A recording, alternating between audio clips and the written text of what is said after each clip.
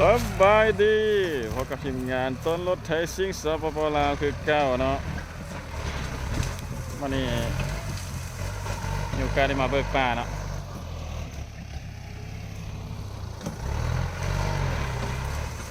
มูลค่าการว่าจ้าง10 ล้านกีบพี่น้องเนื้อที่ก็สิประมาณเฮกตาร์หนึ่งเนาะเป็นป่าบ่ใหญ่นะเป็นป่าเรา10 ล้านกีบนี่ก็สิถึกอยู่เท่าใดประมาณ10,000 ปลายบาทเนาะ10,000 ปลาย20,000 บาท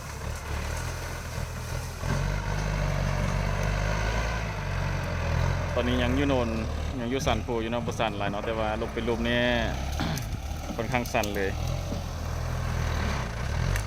ทีมงานพลังมาเขาจัดการให้เนาะ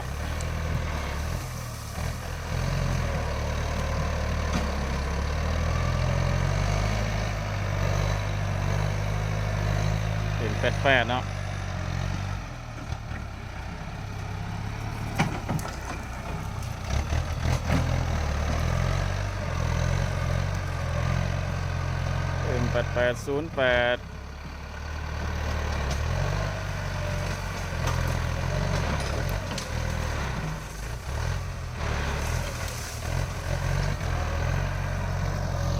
ลงไปแถวลุมมันจะเสียสั้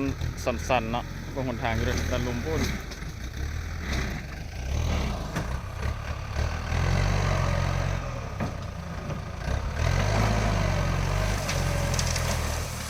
ว้าว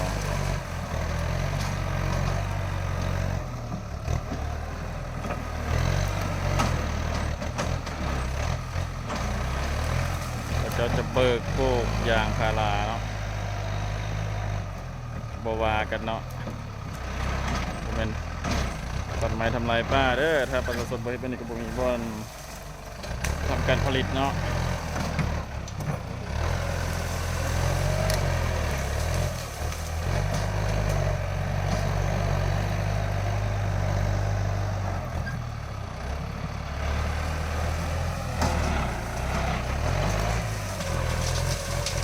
ประชาชนอาชีพเดียวก็คือเป็นกสิกรรมพวกฝั่งเลี้ยงสัตว์เนาะหากมาเนาะฝึกได้น้อยหนึ่ง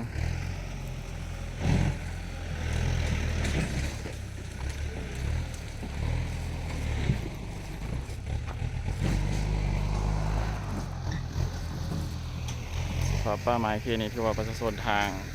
ปลูกมันต้นเบิดเนาะอีกบางส่วนก็จะปลูกยางพารา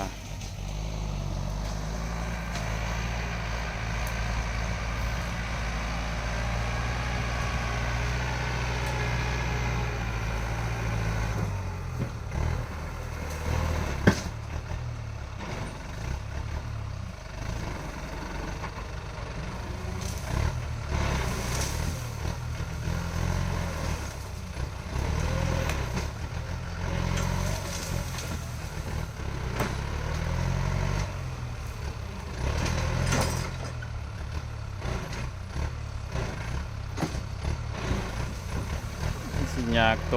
ซุ่มไม่เฮียไม่ซ้อนเนาะไม่ป้องก็คือไม่ป้องเนาะเงามันหลาย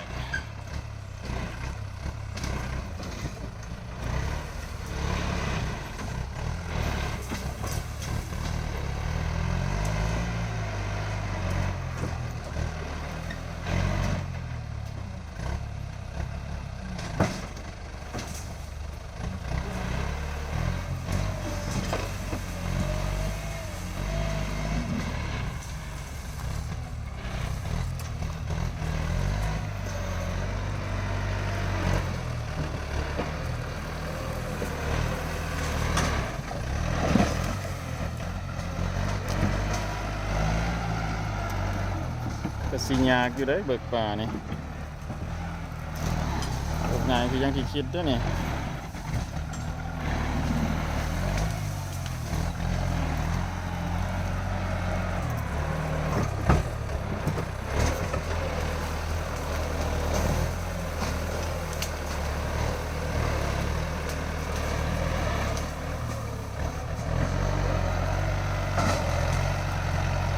โอเคทุกคน